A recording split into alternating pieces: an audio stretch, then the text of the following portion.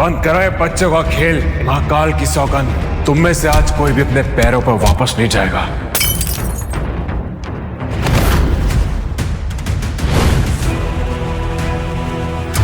हिलना मत, मेरा नाम हेडशॉट है। इसको तो मैं अपने ठिकाने पे ले जाके निपटाऊंगा। चलती गाड़ी से वो कैसे गायब हो गया? क्या है उस पेन का राज? कौन है असली शिवाय?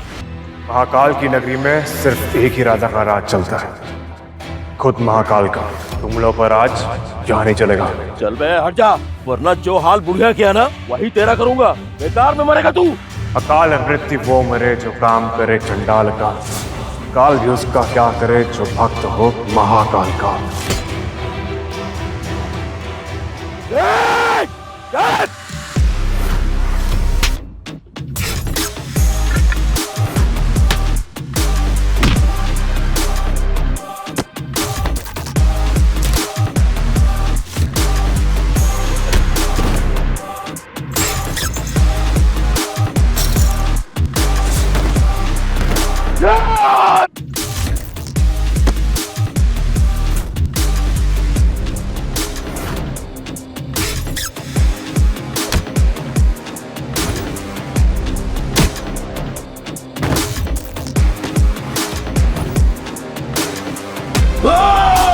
अगर आज के बाद अम्मा को परेशान किया ना तो महादेव की कसम। नहीं भाई भाई भाई भाई माफ कर दो, माफ करो। मैं आज से ये काम छोड़ रहा हूँ भाई भाई, माफ कर दो भाई। निकल।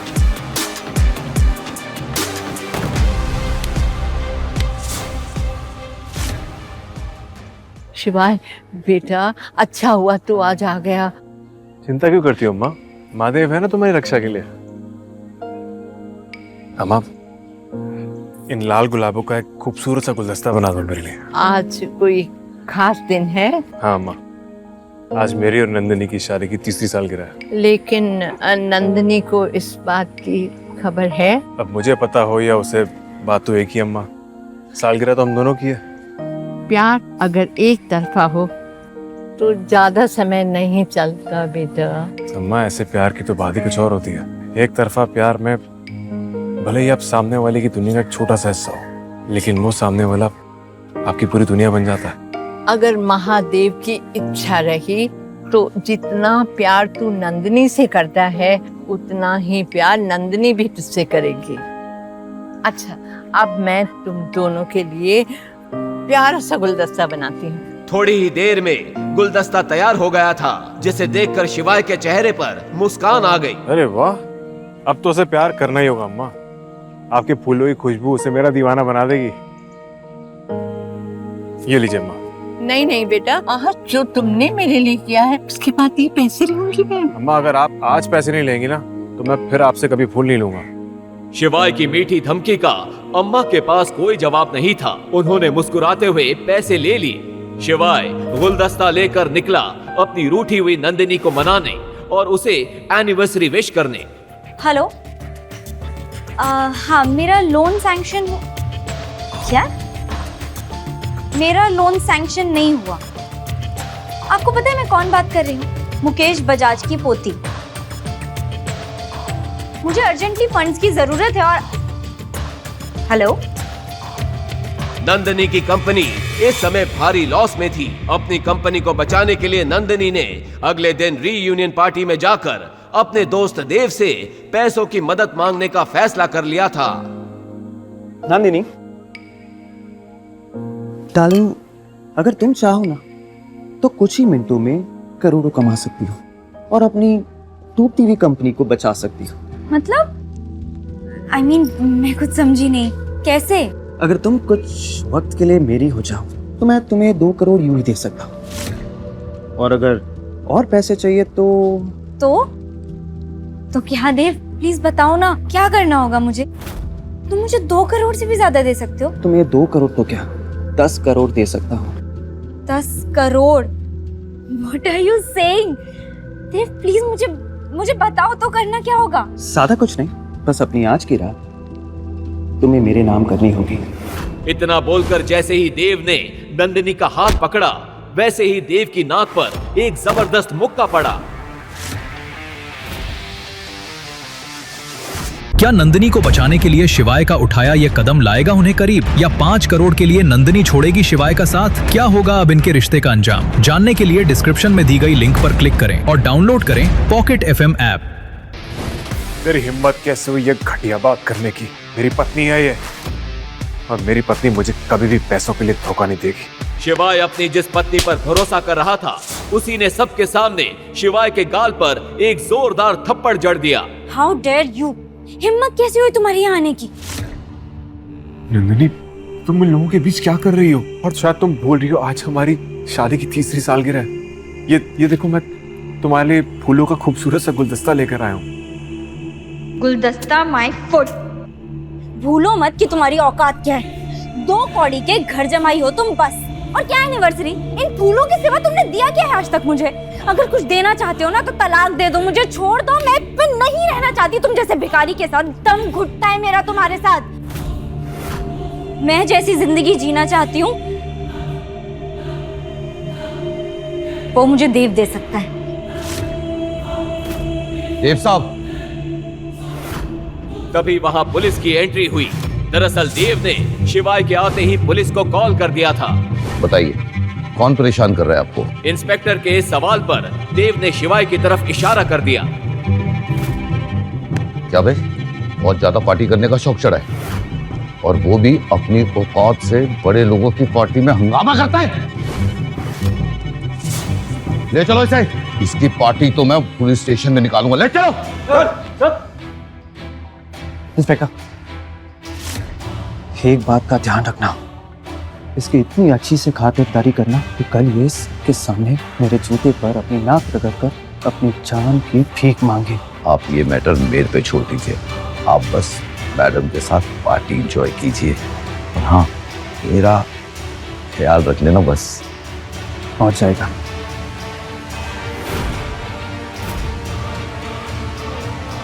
शिवाय कहाँ मर गया? शिवाय! मॉम, सुनाई नहीं दे रहा? मॉम, वो कल रात से गायब है, उसका फोन भी स्विच ऑफ है। आने दो उसे।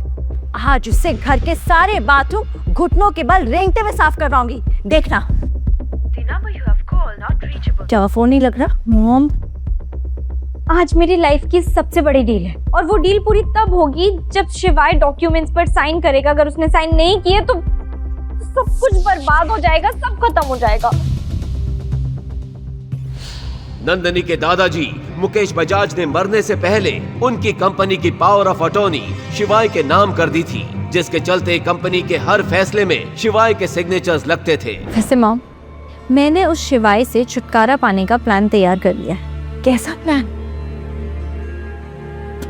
ये फाइल जिस पर शिवाय को साइन करने, मैंने इसमें डिवोर्स पेपर्स भी रख दिए। शिवाय को पता भी नहीं चलेगा कि करोड़ों की डील साइन करते करते वो डिवोर्स पेपर्स भी साइन कर रहा होगा। लेकिन वो निकम्मा आखिर गया तो गया कहाँ? शिवाय अंडरवर्ल्ड के कब्जे में था, और उसके सामने बैठा था हेडशॉट, अंडरवर्ल्ड का वो खूंखार सौदागर जिसका करोड़ों का ड्रग सिंडिकेट शिवाय ने तबाह किया था। हेडशॉट की आंखों में नफरत थी, और शिवाय के चेहरे पर सिर्फ इंतजार। तूने मेरे ठिकानों के बारे में पुलिस को बताकर अच्छा नहीं किया शिवाय। तुझे क्या लगा था कि तू मेरी मुखबरी करके बच जाएगा? बहुत गलत इंसान से पंगा लिया है तूने शिवाय महेश्वरी।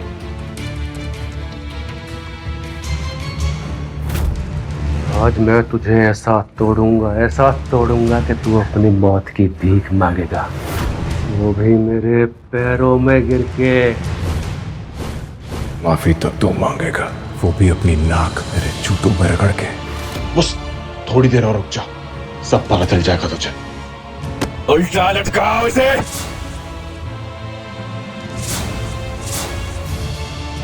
नंगा कर इसे। पता है महाकाल को विनाशक क्यों कहते हैं? जब अधर्म अपनी सीमा पार कर लेता है, तब महाकाल का तांडव सब कुछ नष्ट करके एक नई शुरुआत करता है। और अब दुनिया देखेगी शिवाय का तांडव।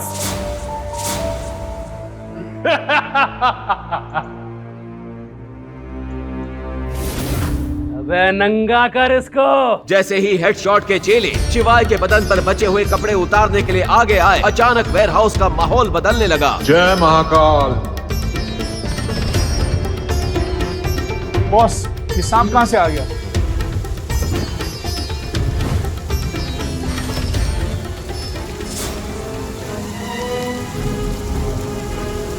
फिर डमरू की आवाज हेलीकॉप्टर की गड़गड़ाहट में बदलने लगी। क्या हो रहा है ये सब? कहा था ना थोड़ी देर रुक जा।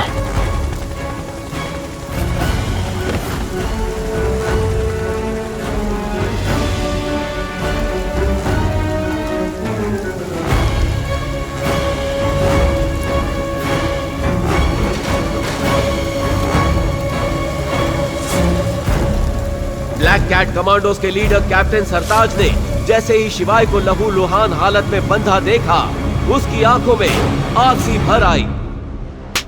तुमने क्या किया हरामजादे? जानता नहीं है वो कौन है। लेकिन हेडशॉट की अकड़ ज्यादा देर ना टिक सकी और इसके बाद सरताज ने हेडशॉट के सामने जो कहा, उसे सुनकर हेडशॉट के होश उड़ गए।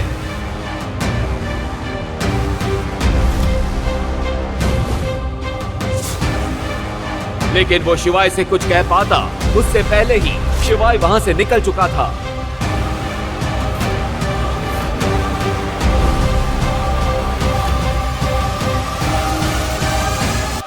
ओ फटीचर, घर का काम ना करना पड़े इसीलिए कल रात से गायब हो ना? ध्यान से सुनो, रोटी ना मुफ्त में नहीं मिलती। अगर इस घर में रहना है तो तुम्हें वो सब करना पड़ेगा जो मैं तुम्हें कहूंगी। और खबरदार अगर बिना पता इस घर के बाहर कदम भी रखा तो टांगे तोड़ दूंगी, समझ गए? Mom calm down mom. आप भी ना, कोई घर पर वापस नहीं आया और आपस शुरू हो गई। इंसान को पानी तो पूछ लेना चाहिए ना। शिवाय बेबी, कहाँ थे तुम? तुम्हें पता है मैंने कल रात से तुम्हें कितना मिस किया। कहाँ थे तुम? क्या हो नंदिनी, कुछ काम था? शिवाय, मैं बीवी हूँ तुम्हारी, सिर्फ काम के लिए थोड़ी ना तुम्हें याद करूंगी, ऐसे भी तो याद कर सकती हूँ ना। शिवाय को आज नंदिनी का बर्ताव कुछ समझ में नहीं आ रहा था। जिस लड़की ने शादी के 3 साल बीत जाने के बाद भी कभी उसे अपने कमरे तक नहीं आने दिया, वो लड़की आज शिवाय के कंधे पर सर रखकर उसका हाल चाल पूछ रही थी। शिवाय, तुम्हें याद है कल हमारी एनिवर्सरी है? ऑफ कोर्स याद है नंदिनी। इस दिन को मैं कैसे भूल सकता हूँ, इसका तो पूरे साल भर मैं वेट करता हूँ। और मैंने कल तुम्हारे लिए एक सरप्राइज भी प्लान किया। You're so sweet, शिवाय। अच्छा, मैं हमारी एनिवर्सरी पर तुमसे कोई गिफ्ट मांगूंगी तो दोगे मुझे? गिफ्ट क्या नंदिनी, तुम मुझसे मेरी जान भी मांगोगी ना तो मैं वो भी दे दूंगा। ओए मजनू की औलाद, जान वान देने की कोई जरूरत नहीं है। मेरी बेटी को जो गिफ्ट चाहिए ना, बस वही दे दो। मॉम, आप हमारे बीच में क्यों बोल रही हैं? एक मिनट बेबी। इतना बोलकर नंदिनी ने वो कागज शिवाय के सामने रख दिए और उन पर साइन करने को कहा। You have to sign this. ये किस चीज के पेपर्स है नंदिनी? बेबी, कल हमारी एनिवर्सरी है ना, तो बस उसके लिए मैंने कुछ सरप्राइज प्लान किया है। उसी की कुछ फॉर्मेलिटी के पेपर्स हैं। लेकिन नंदिनी, ऐसे कौन सा होटल वाला पेपर साइन करवाता है? तुम्हें मुझ पर भरोसा नहीं है ना? ठीक है, कोई बात नहीं, तो पढ़ लो। नहीं, मेरा वो मतलब नहीं था नंदिनी। मुझे तो तुम पर पूरा भरोसा है। आई एम श्योर तुमने पेपर्स पढ़े लिए होंगे। मैं तो बस वैसे ही पूछ रहा था। तो साइन? हाँ।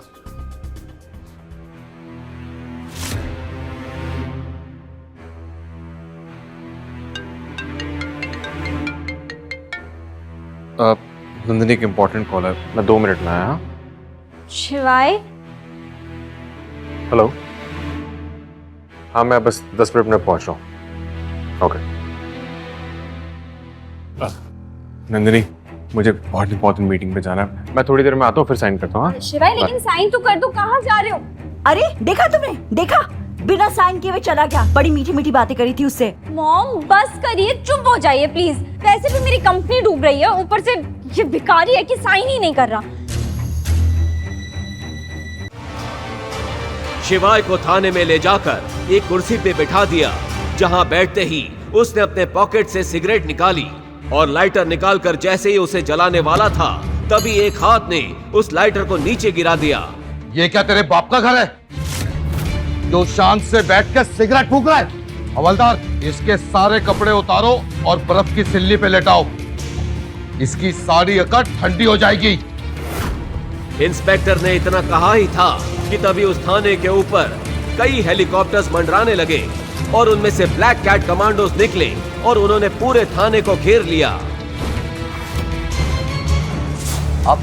आप लोग कौन हैं और यहाँ क्या कर रहे हैं? इंस्पेक्टर, आप जानते भी हो आपने किसे गिरफ्तार किया है? इतना बोलकर वो कमांडो शिवाय की तरफ गया और उसके नीचे गिरे लाइटर को उठाकर उसकी सिगरेट जला दी।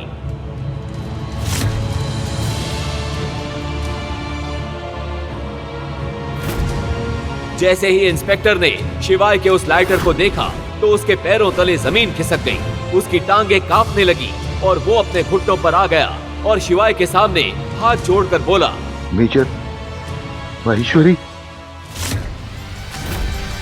आखिर क्यों उस लाइटर को देखकर डर गया था इंस्पेक्टर? क्यों वो शिवाय को बोल रहा था मेजर महेश्वरी? क्या है शिवाय और उसके उस लाइटर का राज? क्यों शिवाय को बचाने के लिए अचानक आ गए इतने सारे कमांडो? अगर शिवाय इतना बड़ा आदमी था तो क्यों वो बना हुआ था एक गरीब घर जमाई? क्या शिवाय की बीवी नंदिनी जान पाएगी उसका ये राज? अब क्या होगा? सामने आकर बोले, सर, हमने आपको कहां नहीं ढूंढा और आप यहां हैं। हमें कल पता चला कि आप इस हाल में हैं, इसलिए मैं सारी बटालियन को लेकर आपको लेने आया हूं। Sorry sir, I am late. नहीं कैप्टन, तुम बिल्कुल सही वक्त पर आए हो। चलो अब यहां से निकलते हैं। मुझे बजाज मैंशन ड्रॉप कर दो जल्दी।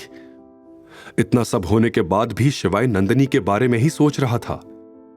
उसकी आंखों में कल रात की लगाई नंदिनी की आग दहक रही थी। शिवाय को वो आग बुझानी थी जो नंदिनी से मिलने के बाद ही बुझ सकती थी। शिवाय ने सबको वहां से वापस जाने का ऑर्डर दिया। Platoon, fall back. Yes sir.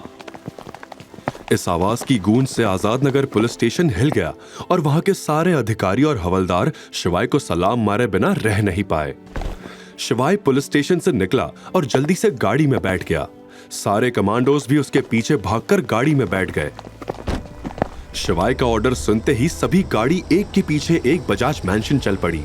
तभी शिवाय के बगल में बैठे कैप्टन सरताज ने पूछा, मेजर, आप पूरी रात जेल में क्यों रहे? आपने हमें फोन क्यों नहीं किया? अपनी कद्र करना कैसे सीखता सरताज? अगर एक रात वहां नहीं बिताता तो अब सब ठीक हो जाएगा। मेरे लिए ये रात सबसे यादगार रहेगी। ये कहते हुए भी शिवाय का दिल जोर जोर से धड़क रहा था, मानो अभी बाहर आ जाएगा। उसे नंदिनी से कोई उम्मीद नहीं थी, पर फिर भी उसके कड़वे शब्द सोचते ही उसके बदन में सिरहन दौड़ रही थी। मेजर, मुझे आपको कुछ बताना है। आपको याद होगा हमने 5 साल पहले जेएनके में गैर कानूनी मामलों को लेकर कुछ शर्तों पर समझौता किया था, लेकिन अब हम उसे पूरा नहीं कर पा रहे हैं। इसलिए वहां के गैर कानूनी संगठन ने समझौता तोड़ दिया है और हम पर कभी भी हमला कर सकते हैं। हमें आपकी जरूरत है मेजर, आपको वापस आना होगा। मैं वो दुनिया 3 साल पहले छोड़ चुका हूं। Now I am a common man. वो पूरा का पूरा काफिला महालक्ष्मी नगर की तरफ दौड़ पड़ा। जमीन पर 10 ब्लैक एसयूवी और ऊपर 2 हेलीकॉप्टर ऐसे लग रहे थे मानो कोई किंग का काफिला आज बजाज मैंशन की तरफ निकल पड़ा हो। उधर नंदिनी घर से निकलकर पुलिस स्टेशन के लिए यश के साथ निकल ही रही थी कि उसके घर के सामने वो सारी एसयूवी कार आके रुकी। आगे खड़ी कार का दरवाजा खुला और गाड़ी से शिवाय को उतरते देख नंदिनी और यश हैरान हो गए। शिवाय को वहां ड्रॉप करके वो काफिला अपनी मंजिल की ओर बढ़ गया। इस वक्त शिवाय की आंखों में अंगारे जल रही थी। वो तेज रफ्तार से नंदिनी के पास आया और उसने उससे पूछा, नंदिनी, क्या सच में तुम्हें वो 12 साल पहले वाला सेंट्रल स्ट्रीट का हादसा याद नहीं है? नंदिनी शिवाय को एकटक देखे जा रही थी। वो कुछ बोल पाती इससे पहले ही शिवाय ने फिर से कहा, वो किडनैपिंग, वो बर्थडे, कुछ भी याद नहीं है तुम्हें?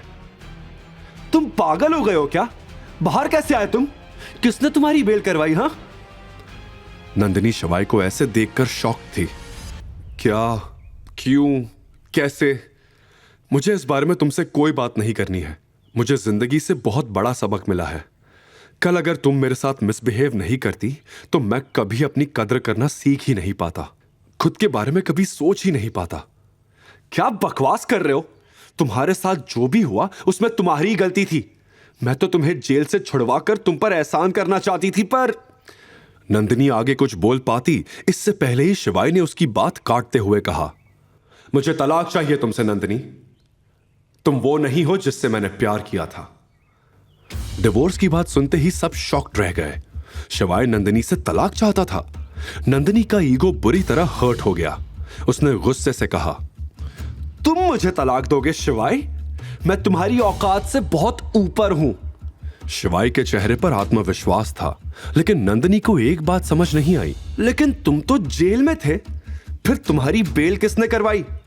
भले लोग थे वो जो इसे यहां घर तक छोड़ कर गए। पड़ा होगा उनके पैर ये, तब जाकर बेल मिली होगी। मजाक बनाते हुए यश ने कहा, माफ कीजिएगा, हाल फिलहाल में मैंने यही सीखा है।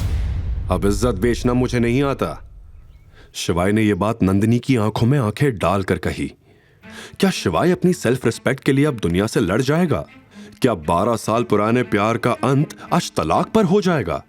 आखिर शिवाय है कौन और क्या राज है उसका? शिवाय के तेवर आज कुछ बदले बदले से लग रहे थे, लेकिन शिवाय की यह बात सुनकर नंदिनी का गुस्सा फूट पड़ा। तुम होते कौन हो मुझे ये सब बोलने वाले? पूरा इंदौर जानता है तुम्हारी इज्जत क्या है। बड़े आए मुझे इज्जत की बात सिखाने वाले। नंदिनी की यह बात सुनकर शिवाय अभी चुप बैठने वाला नहीं था। हां, मैंने अपनी इज्जत खोई है तुम्हारे सामने, इस परिवार के सामने, यहां तक कि इस पूरे शहर के सामने। लेकिन तुम्हें कभी मेरा प्यार दिखा ही नहीं, मेरे छोटे छोटे एफर्ट्स दिखे ही नहीं। तुम्हें क्या लगता है मुझे मजा आता है लोगों की गालियां सुनने में? तुम्हें सिर्फ वो दिखा जो दुनिया ने और तुम्हारी मां ने तुम्हें दिखाया। मेरा प्यार तुम कभी समझ ही नहीं पाई, महाकाल की कसम। लेकिन अब मैं खुद की नजरों में और जलील नहीं होना चाहता। ये कहते कहते शिवाय की आंखें भीग चुकी थी। शिवाय पिछले एक दिन में इतना कुछ झेल चुका था कि उसकी अंतरात्मा का दर्द उसके शरीर के दर्द से ज्यादा था। पर वो जलील लोग उसकी इस हालत के बारे में कुछ भी नहीं सोच रहे थे। उल्टा नंदिनी ने उसे जवाब दिया, मुझे तुम्हारा प्यार कभी चाहिए ही नहीं था। पहले दिन से मुझे तुमसे नफरत थी। पता नहीं क्या दिखा दादाजी को तुम्हारे अंदर। और क्या कहा तुमने? छोटे छोटे एफर्ट्स। लास्ट गिफ्ट तुमने मुझे एक नकली पर्ल का हार दिया था। नकली, सुन रहे हो ना? मुझे तुमसे छुटकारा चाहिए बस। जरूर मिलेगा छुटकारा।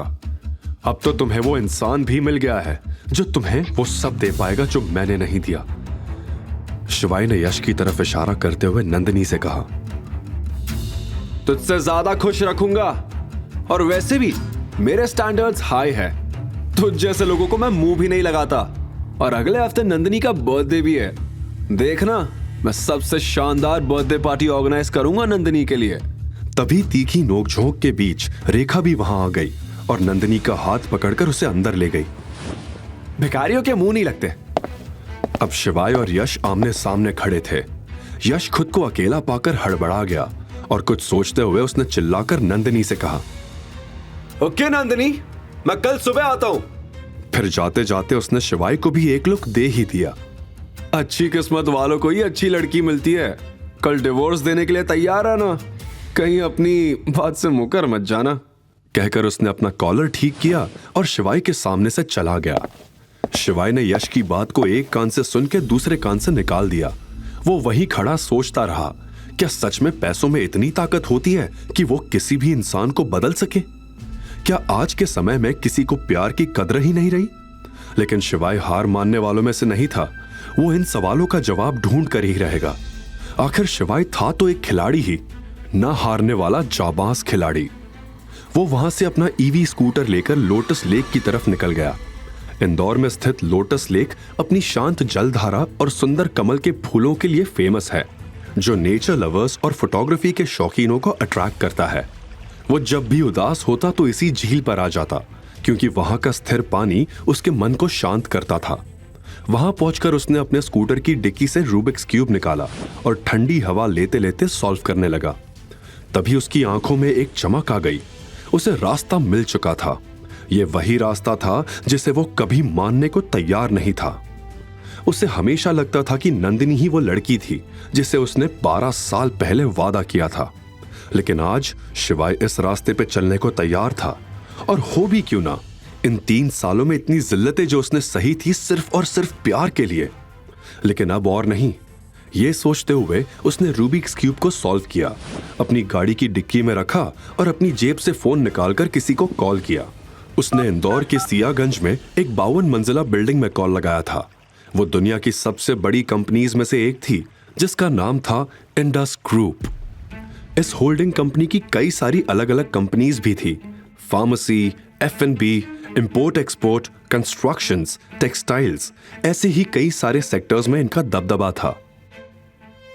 मुझे दिनेश कुमार से बात करनी है। दूसरी तरफ से आवाज आई। आपका नाम सर? शिवाय महेश्वरी। सर, हाफते हुए एक 50 साल के आदमी ने यह कहा। शिवाय का नाम सुन के उसके पैरों तले जमीन खिसक गई थी। उसके सिर पर पसीना चमक रहा था। तभी धीमी आवाज में शिवाय ने कहा, दिनेश जी, एक काम था आपसे। हाफते हुए ही कॉल की दूसरी तरफ से आवाज आई। बिल्कुल सर, लेकिन सर अब तक आप कहां थे? शिवाय की आवाज में अब बदलाव आ चुका था। रौबदार आवाज में उसने कहा, क्या आप मुझे यह पता लगाने में मदद कर सकते हैं कि 12 साल पहले इंदौर के सेंट्रल स्ट्रीट पर हुए किडनैपिंग मामले में शामिल वो लड़की कौन थी? क्या वो बजाज फैमिली की नंदिनी बजाज थी या कोई और थी? यह सुन के दिनेश ने पूछा, लेकिन सर 12 साल पहले के इंसिडेंट का पता लगाना मुश्किल होगा। क्या मैं जान सकता हूं कि आप नंदिनी बजाज को कैसे जानते हैं? बिना किसी हिचकिचाहट के शिवाय ने कहा, मैं कल उसे डिवोर्स देने वाला हूं। यह कहते हुए शिवाय के कंधे जो अब तक झुके झुके रहते थे वो अब उठ खड़े हुए थे। शिवाय की बातों में कॉन्फिडेंस दिख रहा था। और अपनी पुरानी लाइफ में वापस आने वाला हूं। और हां, सबको बता देना कि मैं वापस लौट आया हूं। यह सुनकर दिनेश हक्का बक्का रह गया। जैसे ही कॉल कट हुआ, दिनेश ने एक लंबी सांस ली। शिवाय से बात करके जैसे उसकी खुशी दुगनी हो गई थी। उसने जल्दी से अपना फोन उठाया और अपने सेक्रेटरी से कहा, कंपनी के सभी डायरेक्टर्स को इन्फॉर्म करो, हम एक बोर्ड मीटिंग करने जा रहे हैं और सबसे कहना हमारे बॉस लौट आए हैं। अमेरिका, ऑस्ट्रेलिया, यूरोप और साउथ एशिया की सभी कंपनीज के डायरेक्टर्स को इन्फॉर्म किया गया कि इंडस ग्रुप के मालिक, कंपनी के चेयरमैन मिस्टर शिवाय महेश्वरी लौट आए हैं। दूसरी तरफ कॉल काटते ही शिवाय मन ही मन सोचने लगा, नंदिनी, मैं सच में तुम्हें रानी बना के रखता अगर तुम मेरी पूरी बात सुन लेती तो। महाकाल की कसम, तुम्हें अंदाजा नहीं कि तुमने क्या खोया है। खेल तो अब शुरू हुआ है, आगे आगे देखो होता है क्या। इस समय दुनिया के हर कोने में मौजूद इंडस ग्रुप के लोगों को मैसेजेस आने लगे थे, चाहे वो कहीं भी हो या उनकी पहचान कुछ भी हो। सभी को अपने फोन पर एक मैसेज मिला, मैसेज फ्रॉम इंडस ग्रुप, शिवाय महेश्वरी इज बैक। यह खबर देखकर हर कोई, चाहे वो कुछ भी कर रहे थे, उत्साह से उछल पड़े। जो शब्दों से परे था, चाहे किसी ने उसे देखा हो या नहीं, एक बात तो स्पष्ट हो गई कि शिवाय सबका पसंदीदा था। तभी उस रूम में दिनेश का सेक्रेटरी आया।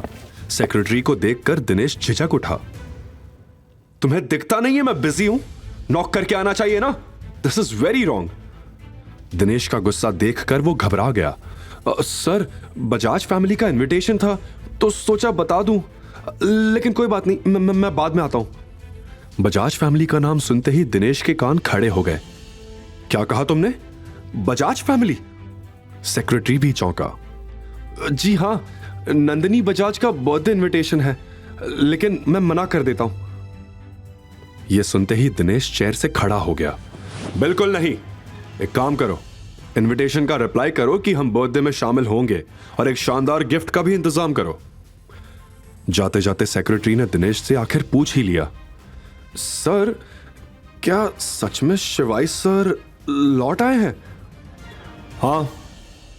यह सुनते ही सेक्रेटरी चौंक गया, क्योंकि उसने शिवाय को कभी देखा नहीं था, मगर उसके बारे में ढेर सारी कहानियां सुनी थी।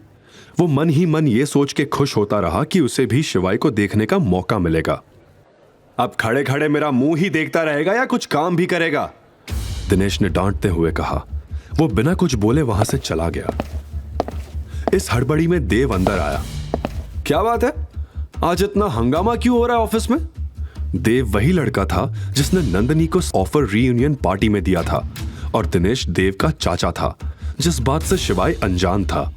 लेकिन देव का हुलिया देखकर दिनेश ने ही उससे पूछ लिया, ये तेरे सिर पे चोट कैसी? क्या हुआ? देव ये जानता था कि उसके चाचा उससे ये सवाल जरूर पूछेंगे। कुछ नहीं चाचा, बस कल रात रीयूनियन पार्टी में थोड़ा झगड़ा हो गया था। यह सुन के दिनेश के भाव तुरंत बदल गए। क्या? किसने किया ये? नाम बोल उसका। इंदौर शहर में किस मायके लाल में इतनी हिम्मत हुई कि तुझ पर हाथ उठाया? देव बताना तो चाहता था, लेकिन बताता भी तो क्या कि एक निकम्मे पति से मार खाई थी। यह उसकी शान के खिलाफ था। एक लड़का और उसके कुछ दोस्त थे। अकेला होता तो बताता उसे। देव हिचकिचा रहा था। दिनेश को इस बात की भनक लग चुकी थी। क्या चाहिए बोल? देव हिचकिचाते हुए बोला। चाचा, आपके फोन में भी तो कुछ लोगों के नंबर है ना जो मेरे लिए उसकी टांगे तोड़ सकते हैं? क्या मैं उनसे बात करके ये काम करवा सकता हूं? देव की बात सुन के दिनेश ने धीमी आवाज में उसे समझाया। तू मेरे बेटे जैसा है, इसलिए बता रहा हूं, अभी वक्त ठीक नहीं है। अगर कुछ उलट पुलट हो गया तो लेने के देने पड़ सकते हैं। यह सुन के देव ने अपनी बात पर थोड़ा और जोर दिया। चाचा, मैं ज्यादा कुछ नहीं, बस उसके हाथ पैर तोड़वाऊंगा। चाचा प्लीज। दिनेश भी अब मना नहीं कर पाया और अपनी जेब से फोन निकालकर उसे देने लगा, पर तभी हाथ वापस खींच लिया। नाम क्या उसका? नाम तो पता नहीं, लेकिन मेरी क्लासमेट का पति है। मामूली आदमी है, ज्यादा कुछ नहीं, देव ने बताया। फिर संतुष्ट होकर दिनेश ने भी फोन उसे दे दिया। और एक आखिरी बात, अगर कुछ कांड हो गया तो मुझसे बुरा कोई नहीं होगा।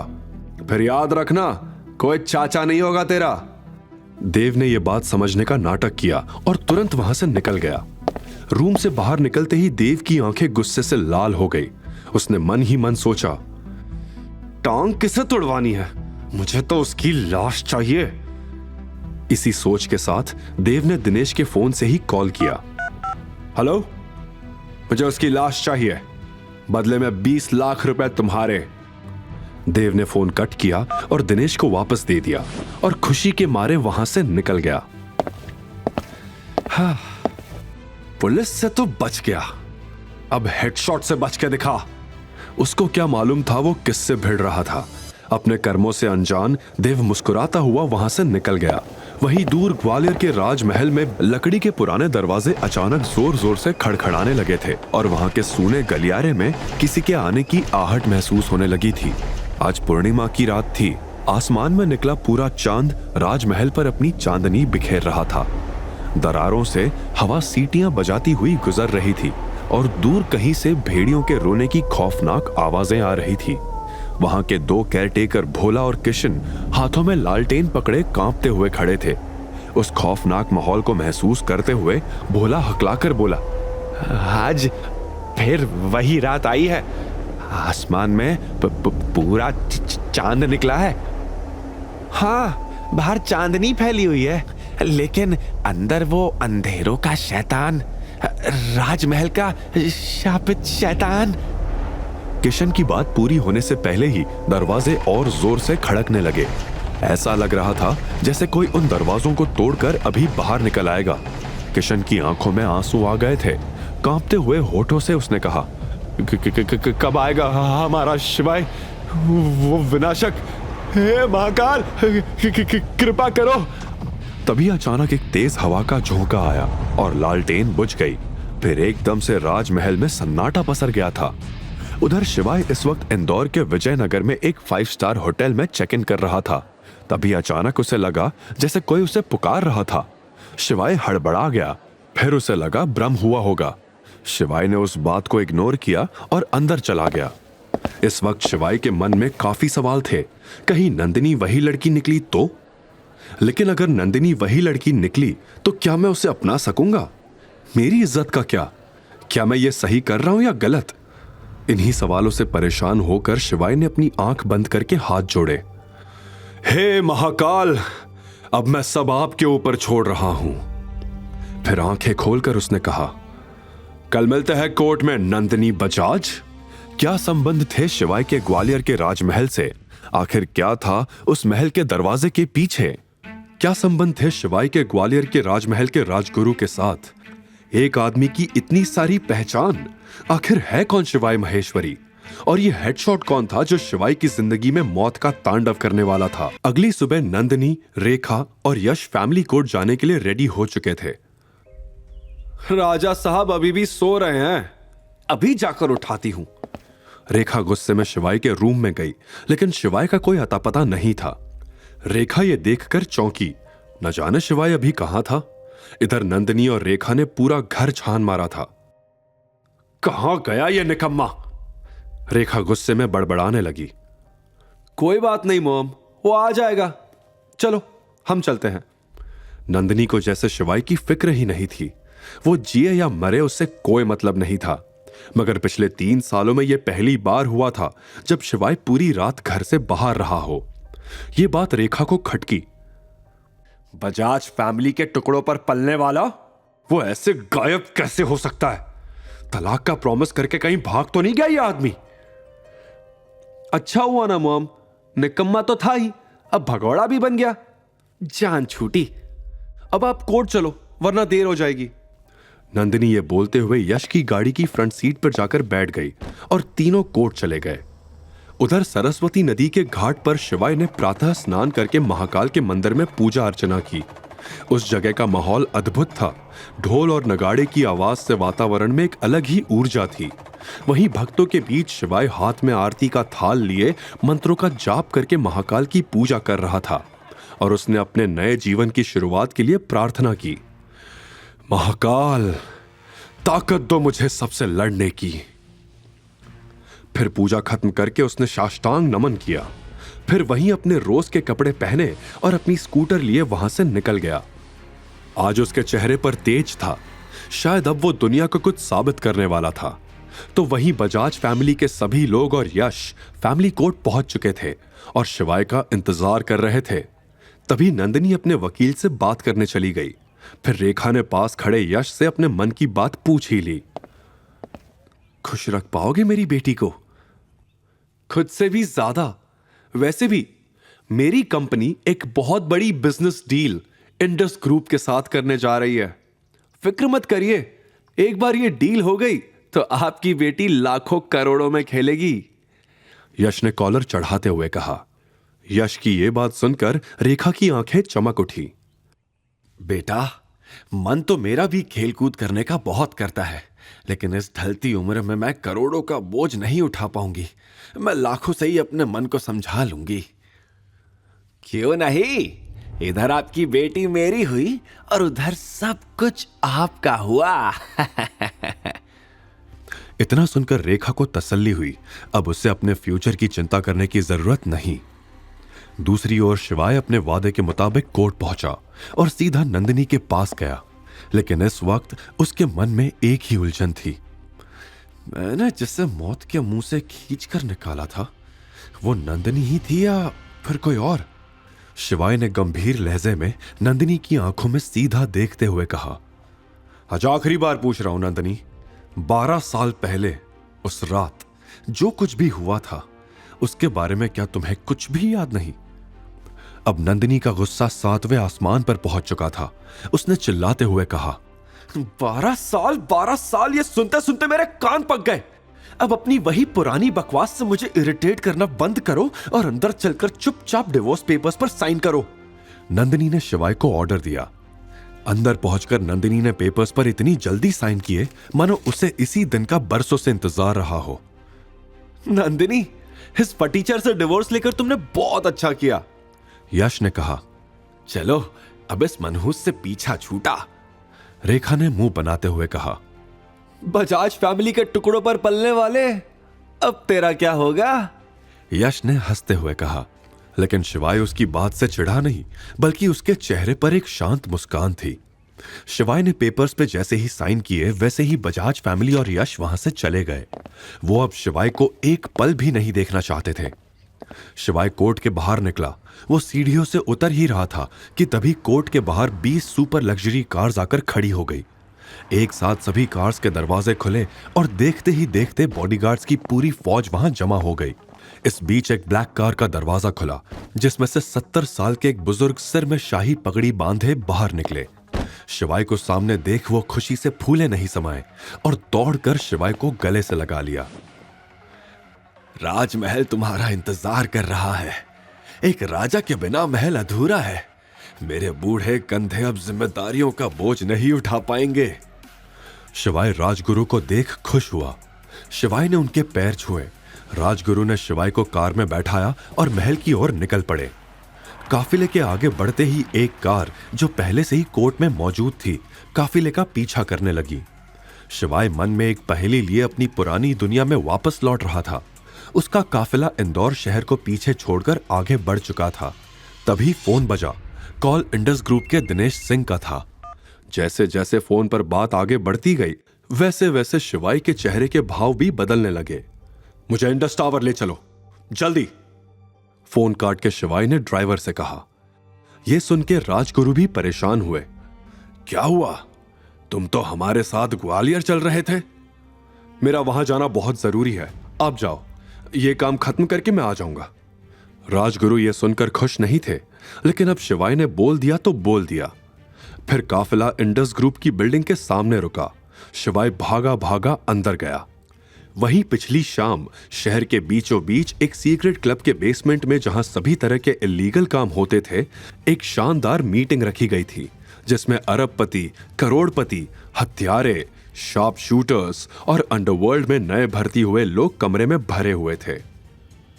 आज से चाहे वो ईस्ट सिटी का पार्ट हो या वेस्ट स्ट्रीट का या सर्राफा मार्केट हो, सभी को एक नाम याद रखना होगा, और वो है मेजर शिवा।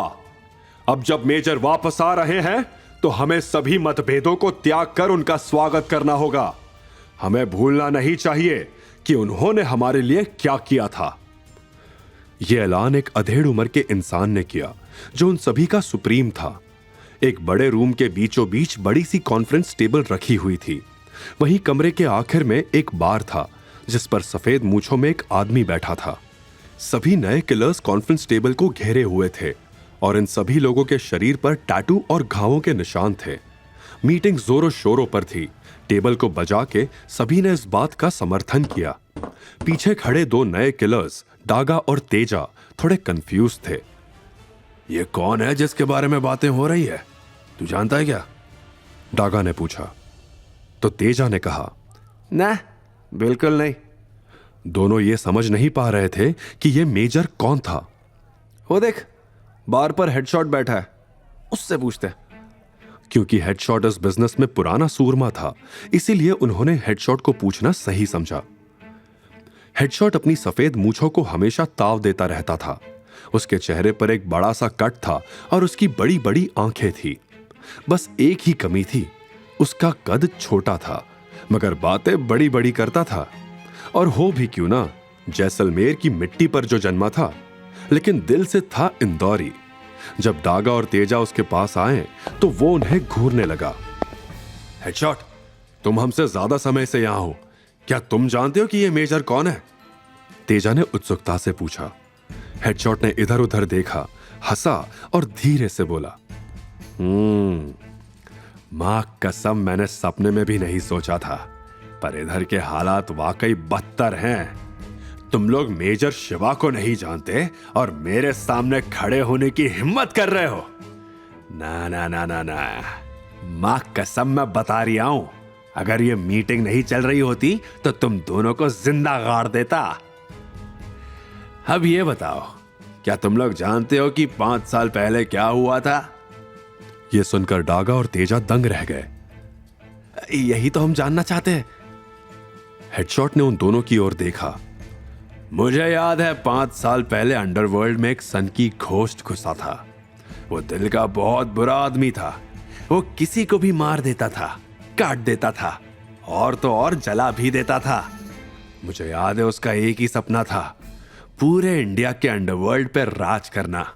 लेकिन वो कहते हैं ना, हर कहानी में विलन को मारने के लिए हीरो का आना तो जरूरी ही होता है। और अपनी कहानी का हीरो है मेजर शिवा। ये सुनकर डागा और तेजा शॉक्ड हो गए थे। जब मेजर आए तो उन्होंने उस घोस्ट की हालत पतली कर दी। रातों रात उन्होंने उसकी बनाई अंडरवर्ल्ड की दुनिया को तबाह किया था।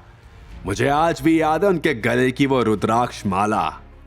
जैसे जैसे हेडशॉट कहानी बताया जा रहा था, वैसे वैसे उसकी आंखें बड़ी होती जा रही थी। फिर क्या हुआ? तेजा ने उत्सुकता से पूछा। हेडशॉट ने बोलना जारी रखा। उन्होंने सभी को तितर बितर कर दिया था। मां कसम सच बता रही हूं, अपनी इन आंखों से उन्हें 735 प्रोफेशनल किलर्स को मारते देखा था, अकेले, बिना किसी हथियार के, अपने हाथों से। कहानी सुनाते सुनाते हेडशॉट के भाव बदलने लगे। घोस्ट की संगत में मैंने भी कई मासूमों की जान ली थी। बस फिर क्या था, मेजर ने मुझे इतना मारा और साथ ही निशान के तौर पे चेहरे पे यह कट दे दिया। बस उस दिन से मैं उनका भक्त हो गया। महाकाल का रूप है वो। उन्होंने हम जैसे बुरे लोगों के साथ भी इतना अच्छा किया। ये निशान आज भी मुझे उनकी याद दिलाता है। ये सुन के डागा और तेजा की आंखें फटी की फटी रह गई। उन्हें बिल्कुल यकीन नहीं हुआ। चल झूठा, तुम कुछ भी कहोगे और हम उस पर यकीन कर लेंगे, डागा ने कहा। हेडशॉट ने बस उन दोनों की तरफ सिर उठाकर देखा और मंद मंद मुस्कुराया। क्या तुमने देखा है उन्हें कभी? तेजा ने पूछा। हेडशॉट ने अपनी बची हुई ड्रिंक खत्म की। बेटा, शेर की दहाड़ी काफी है उसका परिचय देने के लिए। चेहरा देखा नहीं तो क्या, महसूस तो किया है। उस अंधेरी काली रात में एक अकेला शेर सभी गीदड़ों पर भारी पड़ा था। तभी हेडशॉट का फोन बजा। उसने नाम देखते ही कॉल उठा लिया। जी हुजूर, फरमाइए, क्या सेवा कर सकता हूं? लेकिन जैसे ही फोन की दूसरी ओर की आवाज सुनी तो उसके चेहरे के भाव बदल गए।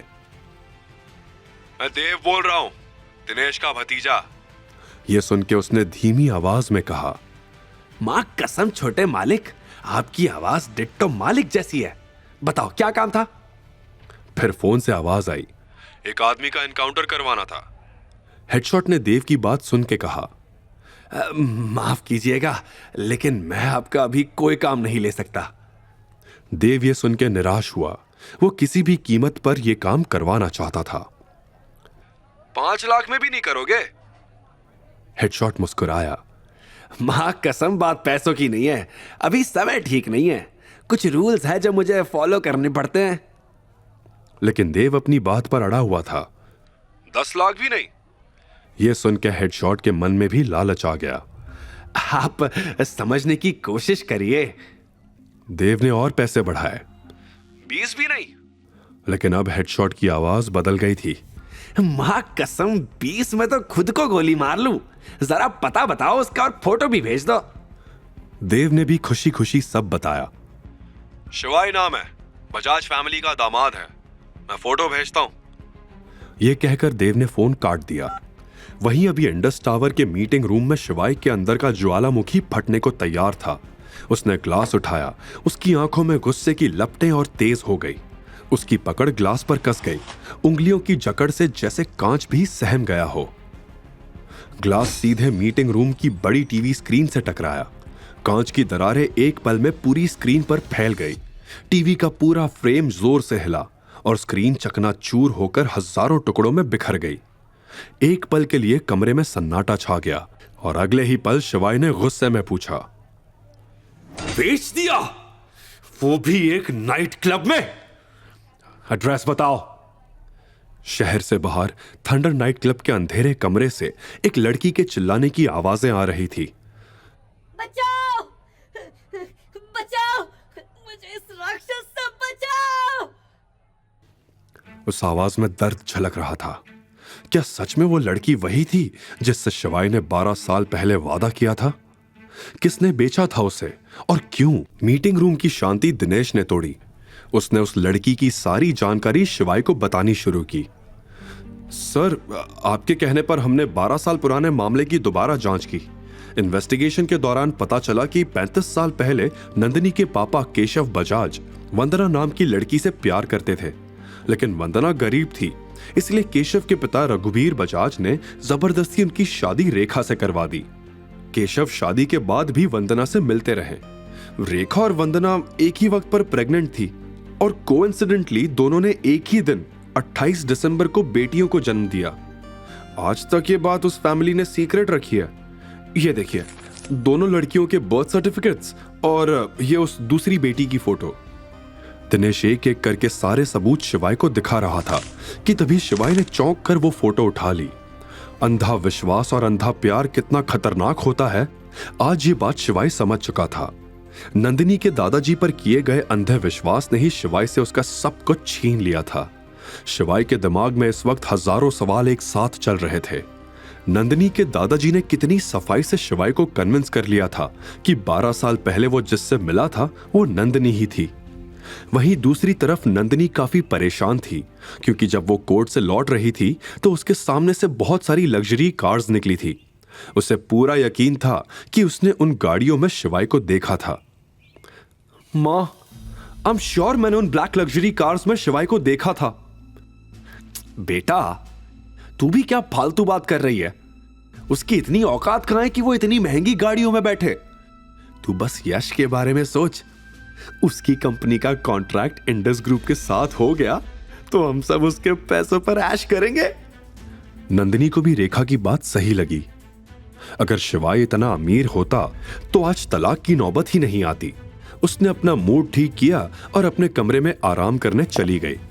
वैसे तो नंदिनी की शादी यश से होने वाली थी, लेकिन अगर उसे कोई और अच्छा ऑप्शन मिल गया तो वो शायद यश को भी छोड़ देगी, क्योंकि नंदिनी को बस पैसों से मतलब था। शिवाय ने फोटो देखते ही चौंक कर उसे कसकर पकड़ लिया, मानो बरसों से भटकती उसकी रूह को अचानक ठिकाना मिल गया हो। उसकी आंखें तस्वीर पर जमी थी, दिल बेकाबू धड़क रहा था। ये वही लड़की थी जिसे उसने कभी अपना सब कुछ मान लिया था। उसकी आवाज में हल्की कपकपी थी जब उसने ये पूछा, यही लड़की उस दिन मेरे साथ थी? इसका नाम क्या है? क्या यह बजाज परिवार की नाजायज बेटी है? और दोनों बहनें इतनी सिमिलर कैसे लगती हैं? शिवाय की धड़कनें अब और तेज हो चुकी थी। दिनेश ने गंभीर आवाज में जवाब दिया, जी सर, ये उनकी नाजायज बेटी अवंतिका है। इसे जन्म देते ही वंदना जी की डेथ हो गई थी और नंदिनी से आपकी शादी से पहले ही दादाजी ने अवंतिका को एक हॉस्टल में भेज दिया था ताकि वो आपके सामने कभी ना आए।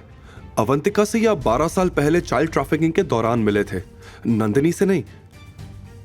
12 साल! बस ये सुनते ही शिवाय का अतीत उसकी आंखों के सामने आ गया। वो रात जब उसने अवंतिका को गुंडों से बचाया था, वो पल जब उसने उसकी मासूम आंखों में अपना पूरा भविष्य देख लिया था, वो पहली नजर का प्यार जो दोनों को हो गया था। अगर मुझे पता होता कि वही लड़की जिसे मैंने अपनी जान से ज्यादा चाहा मुझसे इतने सालों से दूर कर दी गई थी, तो महाकाल की कसम मैं सारी हदें पार कर देता। शिवाय ने गहरी सांस ली और अपनी आवाज को संभालते हुए बोला, मैंने उससे वादा किया था कि जब वो 20 साल की होगी मैं उससे शादी करूंगा। शिवाय के कानों में अभी भी अवंतिका का जवाब गूंज रहा था, आज तुम्हारी वजह से मेरी जिंदगी बच गई। अब मैं भी महादेव से रोज प्रार्थना करूंगी कि तुम जल्द से जल्द मुझे लेने आओ। I'll wait for you। अपने ख्यालों से बाहर निकलकर शिवाय ने खुद को संभालते हुए दिनेश से पूछा, अभी अवंतिका कहां है? मुझे सिर्फ इतना पता है कि आज दोपहर के बाद से अवंतिका गायब है। उसे कहीं बेचा गया है, जैसे बचपन में हुआ था, लेकिन उसकी एग्जैक्ट लोकेशन का अपडेट बस थोड़ी देर में आ जाना चाहिए। यह सुनकर शिवाय का खून खौल रहा था। तभी दिनेश की सेक्रेटरी ने दरवाजा नॉक किया। May I come in, sir? Come in। Sir, आपने मिस्टर यश चतावत को कॉन्ट्रैक्ट साइन करने के लिए बुलाया था। वो बाहर आपका वेट कर रहे हैं। क्या कहूं उन्हें? दिनेश ने बिना एक पल गवाए कहा, Tell him to wait। शिवाय उस सेक्रेटरी की बात सुनकर चौंक गया। उसने तुरंत अंदाजा लगा लिया कि यह वही यश था, नंदिनी का बॉयफ्रेंड। लेकिन इस समय शिवाय के लिए सिर्फ अवंतिका मायने रखती थी। ऐसा लग रहा था मानो ये सब उसके खिलाफ कोई सोची समझी साजिश थी जो बजाज परिवार ने मिलकर रची थी। लेकिन अब शिवाय से लोकेशन जानने का वेट और नहीं हो रहा था। उसका दिल घबरा रहा था कहीं अवंतिका के साथ कुछ गलत ना हो जाए कि तभी दिनेश का फोन बजा। कॉल उठाते ही दिनेश ने हड़बड़ी में पूछा, कुछ पता चला मिस अवंतिका का? लेकिन बदले में जो जवाब मिला उसे सुनते ही दिनेश के पैरों तले जमीन खिसक गई। दिनेश के रिएक्शंस शिवाय को परेशान कर रहे थे। क्या हुआ अवंतिका को? कहां है वो? दिनेश ने घबराते हुए कहा, सर एक बड़ी गड़बड़ हो गई है। रेखा ने अवंतिका को थंडर नाइट क्लब में 2 करोड़ में किसी विकी नाम के आदमी को बेच दिया है। शिवाय ने विकी का नाम सुना था। वो बेहद घटिया इंसान था। उसकी फितरत ही गंदी थी। लड़कियों को अपने पैसों और ताकत से खरीदना उसका शौक था। वो लड़कियों को सिर्फ एक सामान समझता था। उनकी बेबसी का फायदा उठाकर उन्हें शिकार बनाता था। शराब, जुए और काले धंधे में विकी का नाम हमेशा गलत कामों से जोड़ा जाता था। लेकिन उसकी पहुंच इतनी ऊंची थी कि अब तक कोई उसे छू भी नहीं पाया था। वहीं दूसरी तरफ अवंतिका के सामने बैठा आदमी विकी उसे भूखे कुत्ते की तरह देख रहा था। अवंतिका वहां का माहौल समझ चुकी थी, इसलिए जल्द ही वहां से निकलना चाहती थी। लेकिन विकी के इरादे कुछ और ही थे। अवंतिका विकी से कुछ कह पाती इससे पहले ही विकी का फोन बजा।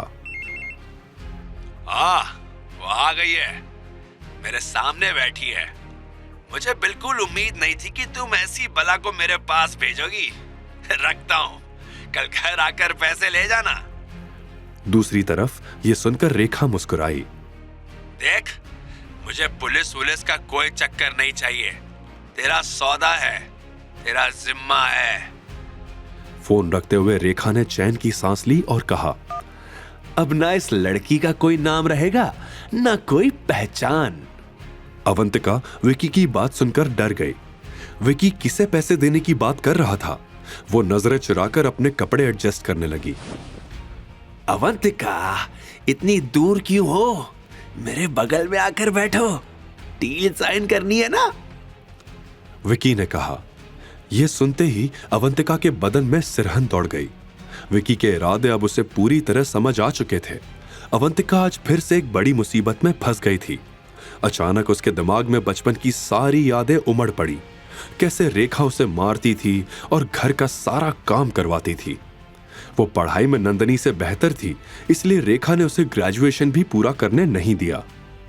अवंतिका नंदनी से ज्यादा खूबसूरत थी, इसलिए नंदनी भी उससे जलती थी और आए दिन कुछ ना कुछ नुकसान करके उसका इल्जाम अवंतिका पर डाल देती थी। अवंतिका ने हर दिन जिल्लत और तकलीफ के साथ जिया था, सिर्फ इस उम्मीद में कि एक दिन वो 12 साल पहले वाला लड़का आएगा और उसे अपने साथ ले जाएगा। लेकिन अफसोस, वो कभी नहीं आया। आज अवंतिका ने ठान लिया था कि अगर उसके साथ कुछ भी गलत हुआ तो वो अपनी जान दे देगी। वो इस तरह की जिंदगी अब और नहीं जी सकती थी। अवंतिका को विकी को बेच दिया है, ये सुनते ही शिवाय की आंखों में ज्वालामुखी धधक उठा। उसकी गुस्से से लाल आंखें मानो अब पूरी दुनिया जला देंगी। उसका पूरा शरीर कांप रहा था। मुझे अभी के अभी थंडर नाइट क्लब जाना है, फटाफट गाड़ी निकालो, फास्ट। और एक बात और, आज यहां जो भी बात हुई है उसे कॉन्फिडेंशियल रखना। जब तक अवंतिका नहीं मिल जाती, मैं नहीं चाहता किसी को भी मेरी सच्चाई का पता चले। Of course sir, don't worry, हम ध्यान रखेंगे, दिनेश ने जवाब दिया। शिवाय तेजी से लिफ्ट की ओर बढ़ा, लेकिन हर सेकंड उसे भारी लग रहा था। उसकी सांसें तेज हो रही थी। अवंतिका, मैं आ रहा हूं, बस थोड़ा सा इंतजार कर लो, बस थोड़ी देर के लिए खुद को संभाल लो। वो खुद से बड़बड़ा रहा था कि तभी यश उसके सामने आ गया। आगे की कहानी जानने के लिए देखिए अगला एपिसोड सिर्फ पॉकेट एफएम के यूट्यूब चैनल पर। और शिवाय एक विनाशक के सारे एपिसोड्स को सुनने के लिए डिस्क्रिप्शन में दी लिंक से डाउनलोड करें पॉकेट एफएम ऐप।